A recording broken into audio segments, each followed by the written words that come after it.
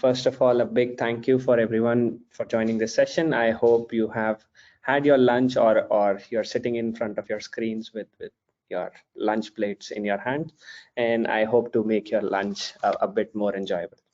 Okay, so let's get started. Today's session is about exploring the generative AI landscape. There's a whole lot of things. There are a whole lot of things that are going on in this space, and this is a lightning talk which will help you navigate through the overall landscape. Right. Let's look at the agenda. We have a number of topics that we are covering. The objective is to help you understand what is generative AI to start off with. We'll touch upon some basic ideas around where generative AI is being leveraged nowadays. And we'll also discuss some key pointers that you should keep in mind to understand whether this is really for you or your organization, and questions like that. Towards the end, we'll touch upon a few challenges that are associated with such models, and of course we'll work through or have a quick walkthrough of a generative AI powered app, the code for which is available in the GitHub repo. I'll share the link after the session, and you can just play around with it and let your imagination do the talking. Okay, with that, let's get started. The obvious one is to first introduce myself. I am Raghav, and I'm currently working as a staff data scientist at Delivery Hero. But overall, I have more than a decade's experience working with some of the top brands in their respective space, leveraging technologies like machine learning, deep learning, NLP, and now with recommendation systems to deliver enterprise level applications. In terms of my overall work, I have had the opportunity to work with some really amazing people that led to works that got published as papers in a number of leading conferences, and a number of different patents, the most recent one being in the mixed reality space. Feel free to check out my Google Scholar page or my website for more details, or if you want to have a chat, touch base on any of the social media platforms. Before moving ahead, I'll like to also talk about my book, which just got released before the ChatGPT era or the ChatGPT craze swept the whole world. So this book talks about a number of key technologies that are very important in terms of generative AI landscape. So feel free to check it up. And apart from that, I have a number of other books in the deep learning, machine learning space. Okay, so let's get started with the agenda for today. As I was mentioning, before we get into the details, the first and the foremost thing to understand is what is generative AI in the first place, right?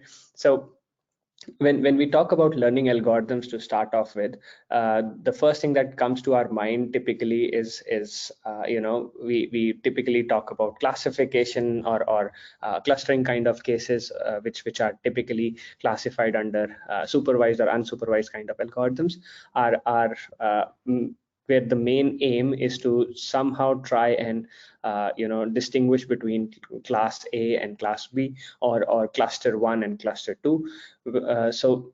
In short, what I'm trying to say is, typically the kind of algorithms that we leverage are more focused in terms of what we call as discriminative modeling. Our underlying thought process is that once we are provided with a number of key data points, we somehow understand those features, the intrinsic features of those data points, and create capabilities that help us differentiate between, as I said, class A or class B, cluster 1, 2, and so on. Right, so that is the key motivation behind discriminative modeling.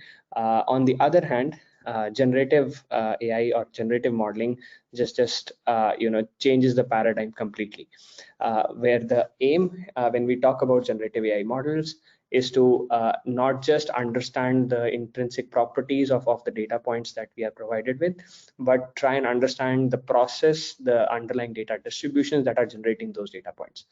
Now imagine if you have the capability of not just understanding the features of your data points, but the process itself which is creating those data points. The possibilities become endless, right?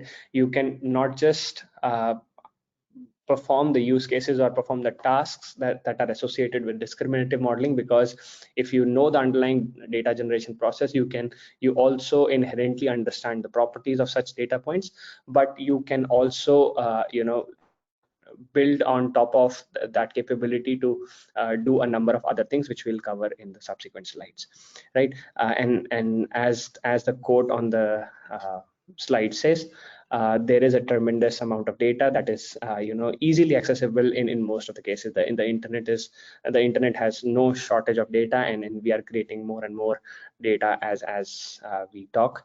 So in that sense, there is no shortage of data, and generative models just provide us the capability to understand how that data is being generated and leverage that for n number of downstream tasks.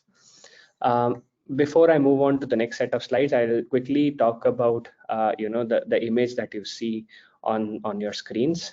This is basically one of the key moments in the generative AI space, long before Stable Diffusion and ChatGPT took the world by a surprise. So this painting is basically this painting was auctioned for a few $100,000 at Christie's a few years back. And the surprising thing about this particular painting is that it was not hand painted, but rather generated by a generative adversarial network, or GANs for short. And the nice Easter egg, I'm not sure if it's visible on your screens right now. If you see at the bottom right of the image, the artist's signature is nothing but the loss equation for GANs.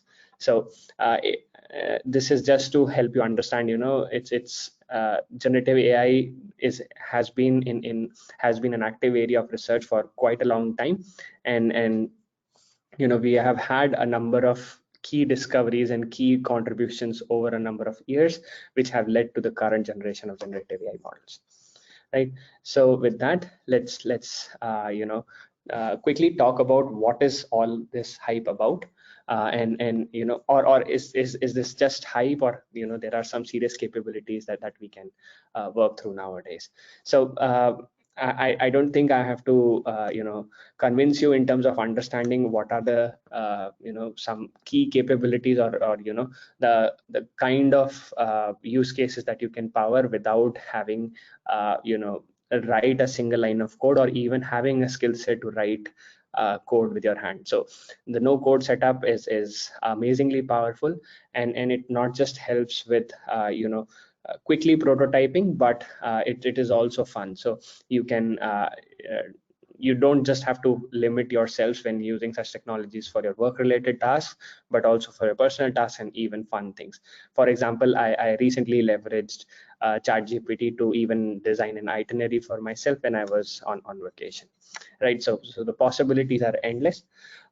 In terms of what we see on the tech side, because these models are so immensely powerful, they have just thrown all the benchmarks out of the park, and researchers have been trying to come up with new benchmarks to evaluate these models on an ongoing basis. Something as important as the Turing test is kind of difficult to use for such models, because it is now virtually impossible for most of us to differentiate whether an output was generated using a generative AI model or a human himself, right? So imagine the capabilities such models have, and obviously with all this success, it improves the overall funding and focus in this space, which is altogether good for all the data scientists and practitioners like us. Quickly talking about some of the key spaces where generative AI has or is not just a gimmicky topic, but is being actively used, is first of all in the form of co-pilots. for writing documents or creative writing, as well as coding. So you must have seen a number of IDEs that leverage technologies like generative AI models to help you not just with code completion, but also documenting your code much better, and also the fact that you can leverage these models for debugging. Obviously there are limitations to it, and this is not a solved problem, but obviously such co-pilots are easily available and can help you improve your productivity immensely. On the same lines, as I mentioned, such tools are really good to help you learn new concepts. Obviously, you should use them as pointers and not rely completely on what output these models are generating. And obviously, things like summarization, email writing, and so on. Quickly talking about the creativity aspect of generative AI. So just like coding, which is a niche skill, creative content creation is also time consuming and a very unique skill to have. And typically it for things like some important things like even logo generation for a website, it is a very iterative process, and people need to have a very good hold of technologies or tools like Photoshop or GIMP and so on. But with the advent of generative AI models such as Stable Diffusion and the whole family of it, you can do that with just a few prompts. Just try and tweak those prompts, and then you can create some amazing logos, background music, and whatnot. Right? So there is an element of hype associated with these models, but obviously there are some key use cases that are being powered with this, and the quality of such outputs has immensely improved over the years. So let's quickly talk about some of the key domains, or a way of categorizing some of the models that we have at hand, and then we'll basically understand, or we would have an understanding of what kind of models to leverage in what space. As obvious, computer vision is one of the key domains where people have been researching, and it's as I showcased in one of the earlier slides. It's not just about stable diffusion or the latest diffusion family of models, but technologies such as generative adversarial networks, variational autoencoders have been the workhorse of technologies that power style transfer or denoising and super resolution. So some of these models are so widespread that we don't even realize that these technologies are available in consumer grade hardware such as our mobile phones, wherein the things like super resolution or digital zooms are actively leveraging some of these models. With the current generation of models, the enhanced capability is that you are not limited in the image to image space, but you can very easily leverage text to image or perform tasks such as image in and out painting as well.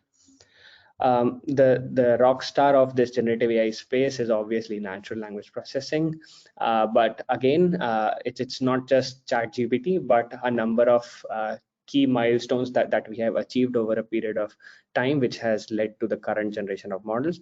It all started off with the use of LSTMs when we created those sequence to sequence models for language modeling tasks, but this was spearheaded when technologies such as word2vec came up, and then we had the seminal paper attention is all you need, and the transformers architecture just changed the overall NLP landscape.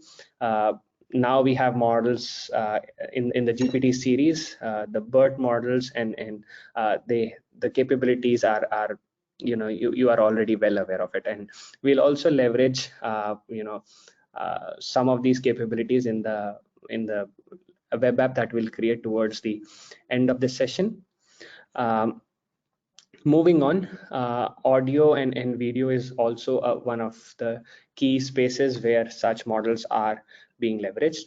A few years back, I was working on a use case where we were supposed to transcribe audio from call center recordings, and trust me, that was a back-breaking exercise, because even after hours and hours of data and huge amount of compute resources, it was virtually impossible to get error rate which was acceptable. But with today's generation of models such as Whisper and the like, it's so easy, and the models are so powerful that even with a few seconds of recording, you can not just transcribe text, but also do a number of downstream tasks such as sentiment analysis and so on, which is a very amazing capability to have for enterprise as well as other domains as well. While computer vision, NLP, and audio video are key capabilities or key domains under which such models are useful, we have a new league of models coming up where researchers are working, which is the multimodal set of models.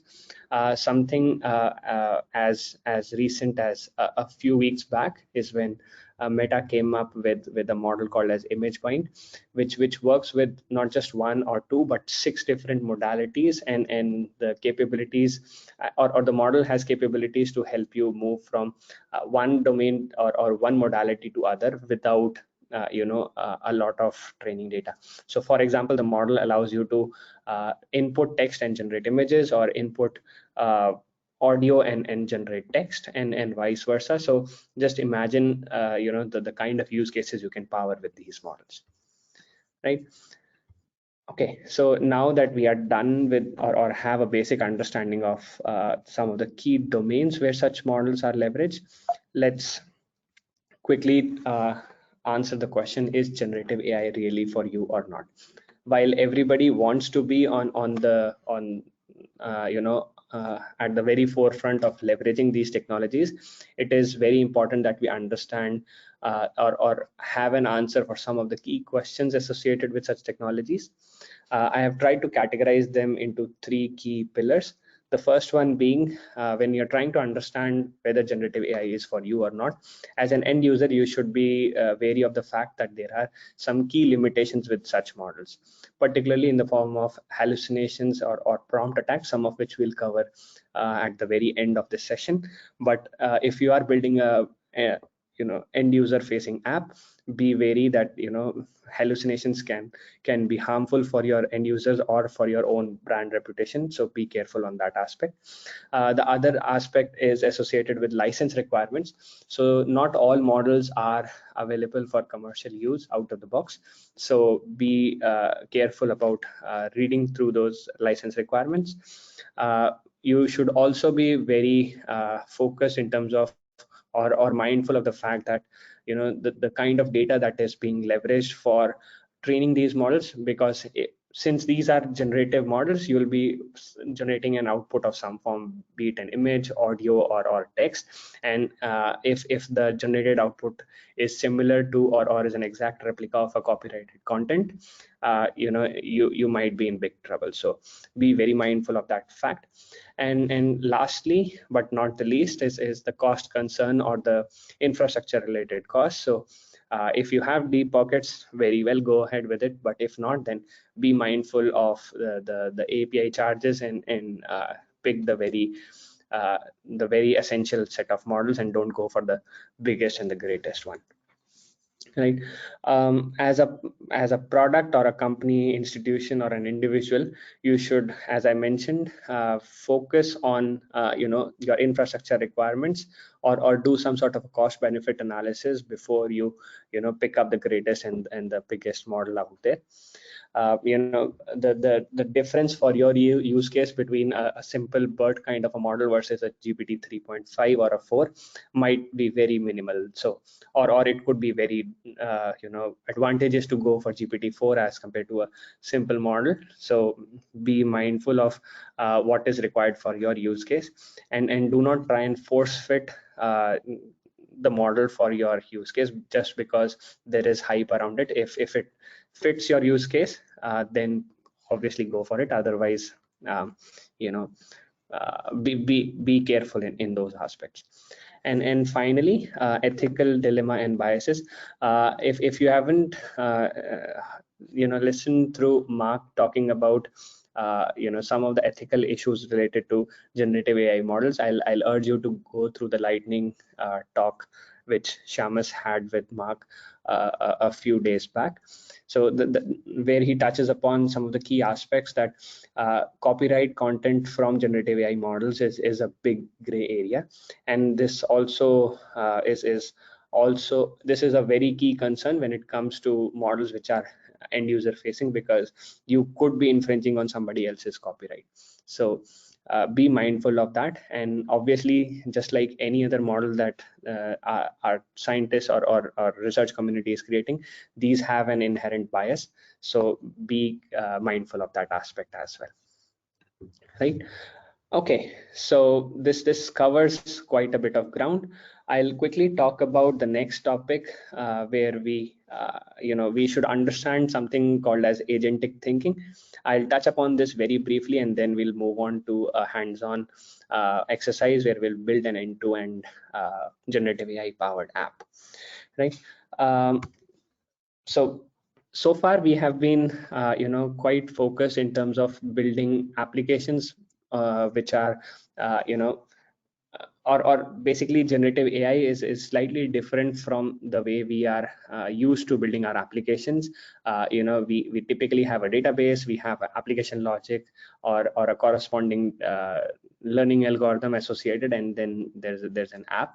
But with the advent of generative AI models, the concept of agentic thinking is coming up, wherein if you look at the diagram on your screen, what we are trying to discuss on this specific screen is the fact that some of these generative AI models, specifically if we talk in the NLP space, which I'm trying to showcase, but this is easily extendable to computer vision or other kind of generative AI models. So the top box that I'm showcasing here is basically talking about these models which have capabilities. For example, in the NLP space, they can understand natural language text or have the capability of converting your text into vectors and so on.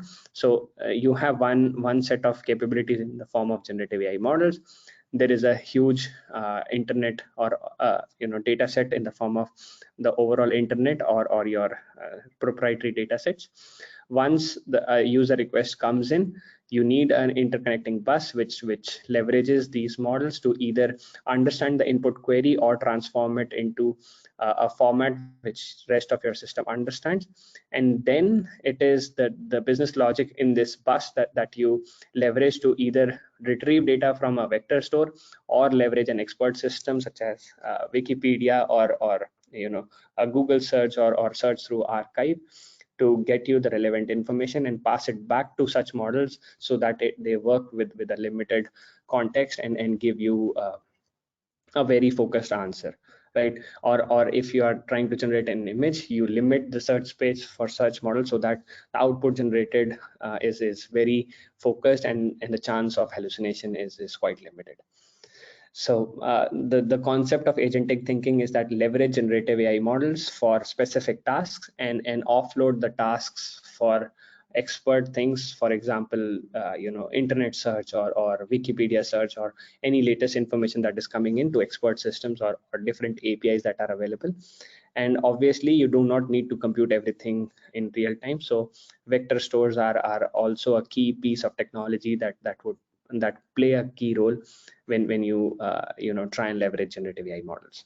So because this is a very short session, I am not going very deep into this, but I'll urge you to look up about vector stores and agentic thinking in general. But I'll be happy to share further links, or you can check out repositories on my GitHub account to go through some of the details around this concept as well. Okay, now that we have some basic understanding of agentic thinking, let's quickly get into a quick use case, which I think all of you have been waiting for.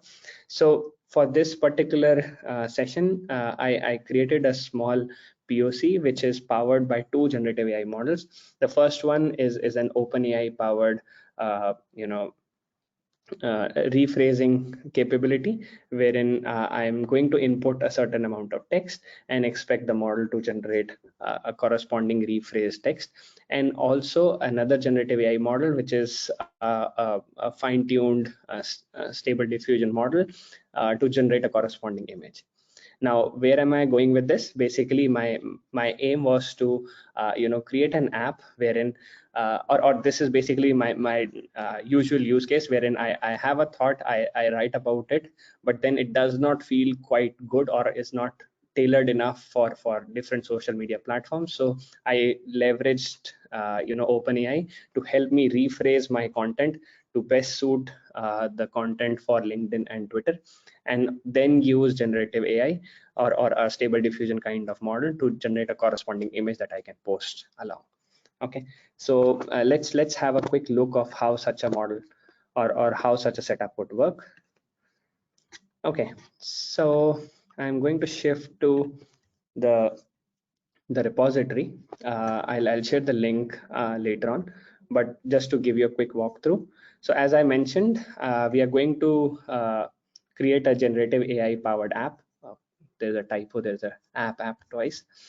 We are going to do this using Streamlit, and all of the code is executable through Google Colab, so you don't need a beefy workstation to get started with this.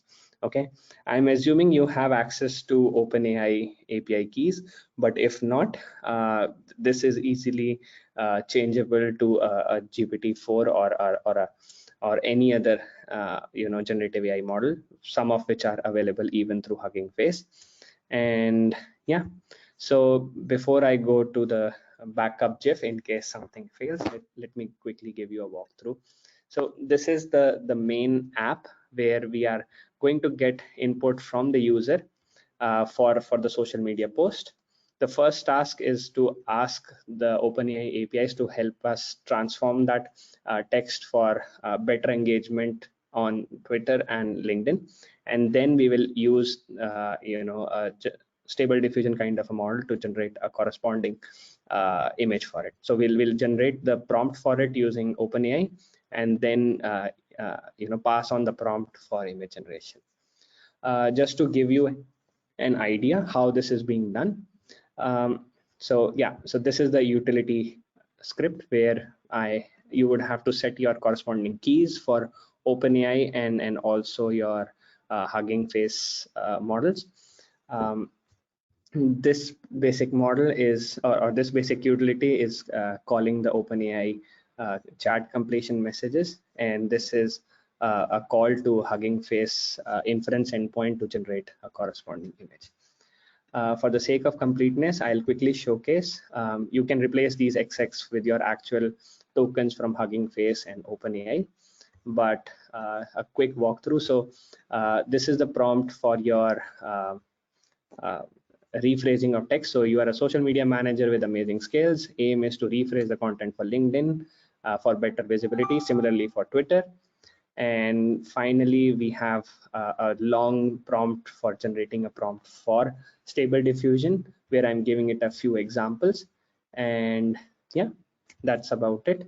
So I'll quickly showcase how this is working. And let's see. So I have the app already running. I hope the API does not falter. So Streamlit gives you a nice interface in terms of coming up with such an app. I just had a pre-written message, and I'm going to post the same on my LinkedIn after this session. So thank you ODSC APAC for this amazing platform. We just completed a power talk, blah, blah, blah. And this also, I'm also talking about the POC that we worked through. Now, if I submit this, let's see the output that this generates. I have specifically mentioned in the prompt that it should use emoticons and hashtags. So if you see, it has slightly rephrased my message.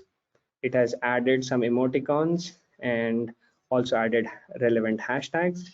For Twitter, it has created a smaller text or rephrased text, which is more interactive or more direct because of limitation of word limit. And finally, we leverage this input to generate a corresponding prompt for our the text to image model, which says picture of a city skyline, sunset with vibrant color palette, modern art style, and it indeed is modern art style, right? All of this code is directly available on GitHub. I'll share the link shortly, and yeah, that's about it. So as you saw, in a few minutes, we are able to prepare an end-to-end app, and I can just go ahead and directly post this content. Okay. Okay. Now I'll quickly move back to the slide deck, and we'll go through the final slide in terms of, what are some of the challenges. So as I briefly mentioned, most of our generative AI models are impacted by something called as hallucination. So even if you are very careful in terms of the prompt that you write and the context that you provide to it, it has the inherent setup where it can go off track or try creating things which are obviously not there. It becomes very difficult to control these hallucinations in both text as well as other domains, but this is an active area of research and can be very detrimental if you are creating a user facing app. As I mentioned, writing prompts is more art than science. It's an iterative process, but there are some key principles that you can keep in mind, but it's not really that you do step ABC and you will get the perfect output from such models. So prompt writing is also very specific. There are huge infrastructure requirements, so and the corresponding costs are also very high, so be careful about that. There's a completely new area coming up called as prompt attacks or jailbreaks, where the models have some safeguards in place, but people who have malintent can obviously try and jailbreak. So be careful on how you expose such models. And as I mentioned, there are ethical issues and memorization aspects, wherein because the models have been trained on such large data sets, they have the capability to just spit out what they were trained on, and that can create all sorts of legal issues or ethical issues. So be careful on those aspects. So these are some of the challenges. Not this is not an exhaustive list, but just a pointer to get you started. And finally, yeah, I think we are done. So yeah, I think we are just on time and ready for some questions. For the repository that I have all the code and slides on the ODSC thing, and also people can get in touch with me on LinkedIn and Twitter. So yeah, thank you for joining the session. And if you have any questions, I'll be around on platform. Feel free to drop in your questions.